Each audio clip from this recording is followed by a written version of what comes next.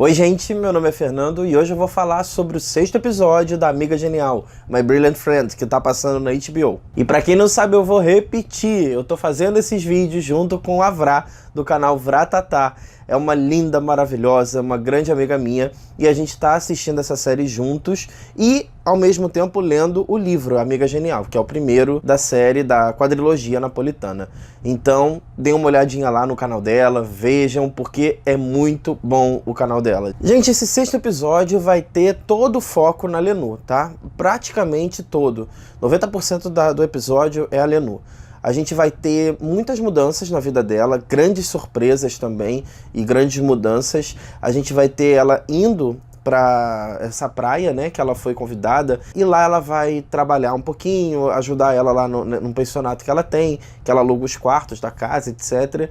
Então ela vai ter um tempo para fazer esses trabalhos e depois tempo livre para fazer o que ela quiser. Passar dia na praia, ler algum livro, fazer o que ela quiser. É as férias de verão dela. Isso vai ser muito bom porque vai ser um momento que ela vai ter só para ela, né? Vai ser um momento que ela vai ter um contato com ela própria, sem interferência dos outros, sem viver a vida dos outros, né? A gente sabe que até então ela vivia muito a vida da amiga, né? Da grande amiga dela, da Lila.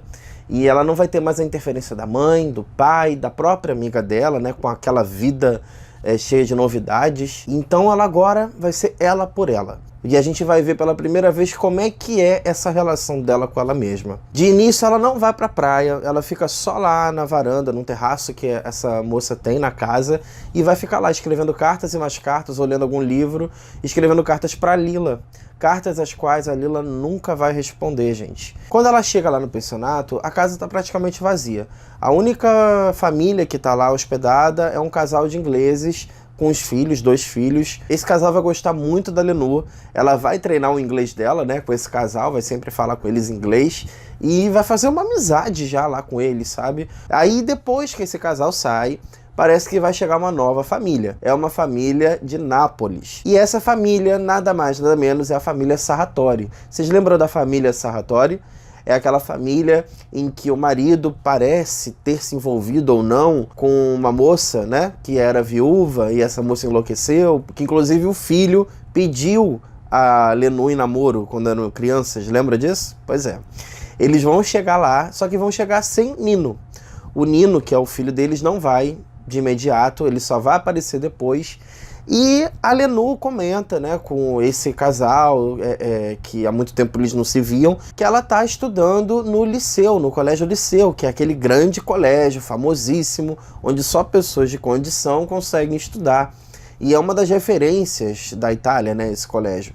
E aí, a partir desse momento, eles mudam completamente com a Lenore, começam a tratá-la com muito mais respeito, com muito mais simpatia também, né? Já que é uma menina estudiosa, já que conseguiu, mesmo sendo pobre e mulher na época, que não se fazia tanta questão de dar continuidade ao estudo, ainda assim conseguiu entrar num dos melhores colégios, num dos colégios de maior referência. E um belo dia, quando Donato Sarratori, que é o pai da família, vai embora, o Nino chega. E aí ela finalmente vê o Nino assim de perto, né? Ela já via o Nino no colégio, né? Mas eles nunca se falavam. Ele parecia que não reconhecia ela, ou que não estava a fim de falar com ela. Ele chega, vê a Lenore, mas não fala muito bem com ela, não sei se por vergonha, não sei se por uma falta de interesse mesmo, né? Primeiramente a gente vê as coisas através do olhar da Lenore.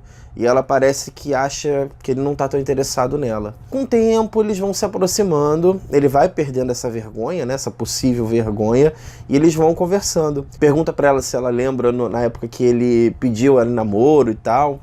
Aí ela falou que lembra, sim. Aí ele falou que gostava muito dela naquela época.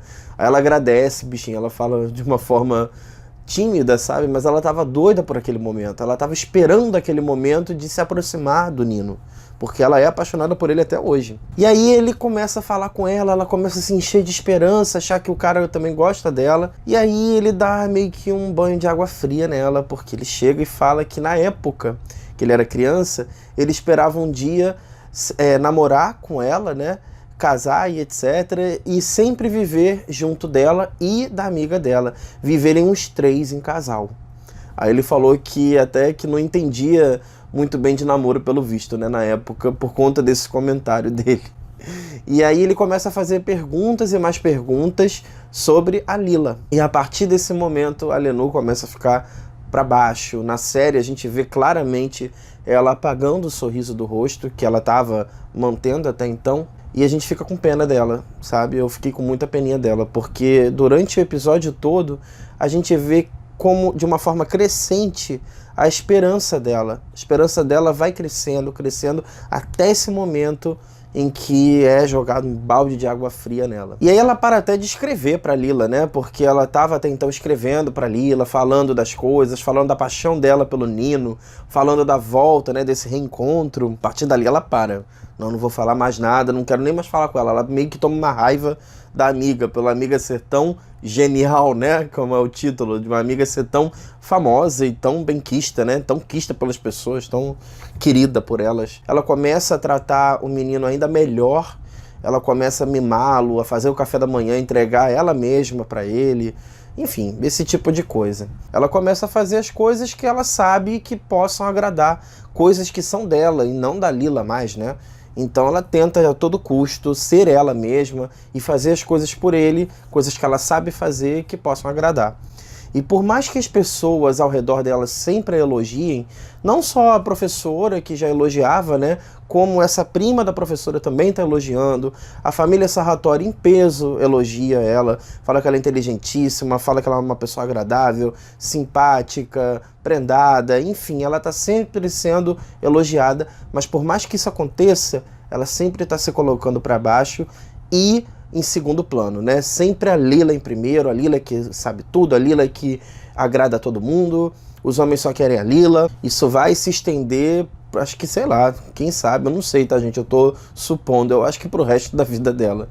Porque isso só tem crescido até então, né? Desde o início do livro pra cá. Eu acho que as coisas levam a isso, sabe?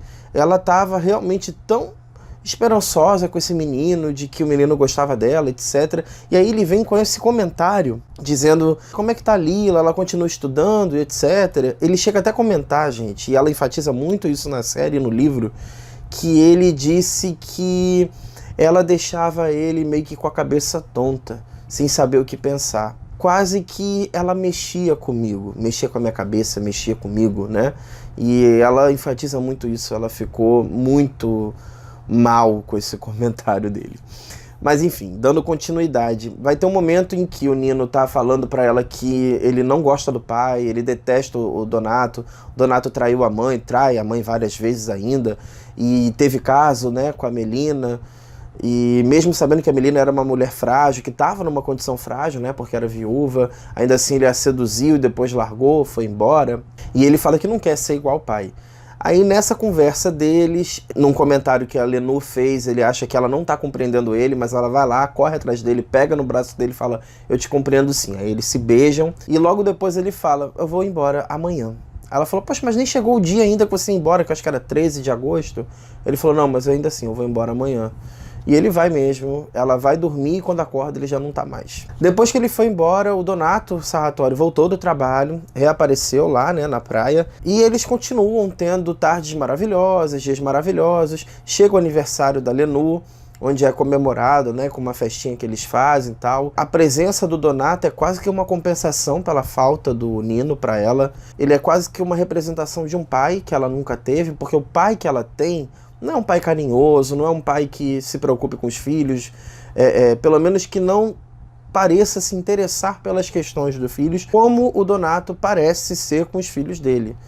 E aí ela pega essa referência e acaba tomando para si quase que o Donato como um pai. Só que vai chegar um momento em que o Donato vai até a Lenore na cama e começa a pegar nela, começa a tocar em partes íntimas dela, beija ela na boca, fala que tá amando ela e ele sabe que ela também gosta dele. E ela não consegue fazer nada, gente. Ela leva um susto tão grande com isso, porque ela nunca foi encostada dessa forma. Ninguém nunca chegou às vias, de fato, né, com ela. Nunca ninguém chegou até esse ponto. Então ela fica embasbacada, estarrecida. E também já faz parte da personalidade dela não fazer nada, né? A Lenore é uma pessoa que não tem muito reação. Mas enfim, essa cena, independentemente do que a Lenore fez ou deixou de fazer, Foi uma cena muito nojenta, muito grotesca, porque a Lenu acabou de fazer 15 anos.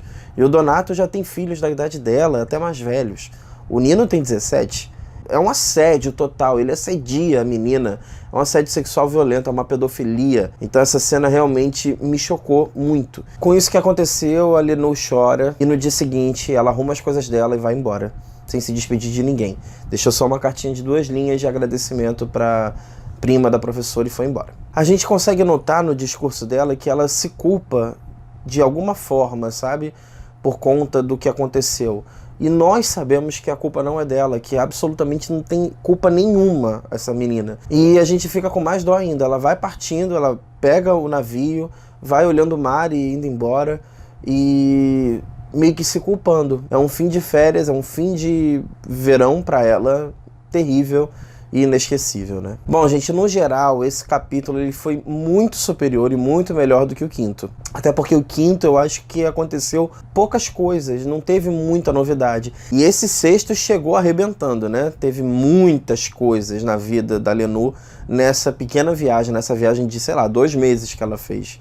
Então, ela vai voltar muito mudada, eu tenho certeza disso. Ela vai voltar pro bairro dela, quem sabe uma outra pessoa. E é isso, gente. Eu espero que vocês tenham gostado desse vídeo. E se vocês gostaram, curtam, compartilhem, sigam a gente no Instagram e não se esqueçam de se inscrever, tá legal? Um grande beijo e tchau, tchau.